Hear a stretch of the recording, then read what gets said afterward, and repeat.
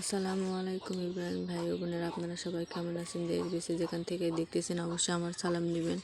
আজকে আমার আম্মুর হাতে শেষ রান্না দেখতে পাবেন। কাল থেকে আর আমার আম্মুর হাতে রান্না দেখতে পাবেন না, কাল থেকে আমার হাতে রান্না দেখতে পাবেন। যেহেতু কালকে আমি চলে যাব সকাল সকালই, তার জন্য খুব খারাপ লাগতেছে। কিছু করার নেই, যেতেই হবে। থাকলাম কয়েকদিন, আর থাকতে পারবো না, যেহেতু আপনাদের ভাইয়াকে একা রেখে এসেছি।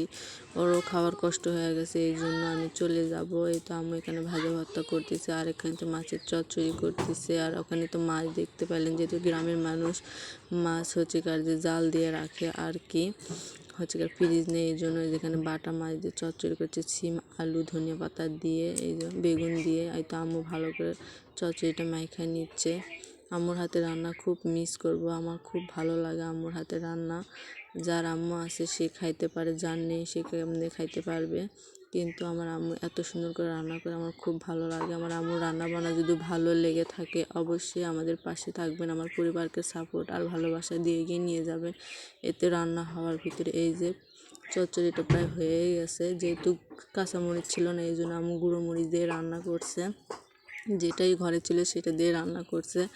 আর সিমালা বিচি তো আমার খুব পছন্দ, যাক বলার মতো নেই। এই জন্য আম্মু সিমালা বিচি রান্না করছে। আর এখানে মাছটা এই যে জাল দিয়ে রাখতেছে, যেহেতু আমাদের ফ্রিজ নেই এই জন্য রাখতেছে। আর এখানে এই যে ভাজা ভর্তা করতেছে আম্মু, যে ভাজা ভর্তা আমার খুব পছন্দ লাগে, মানে পছন্দ আর কি। আপনাদের ভালো লাগে, তাহলে পাশে থাকবেন।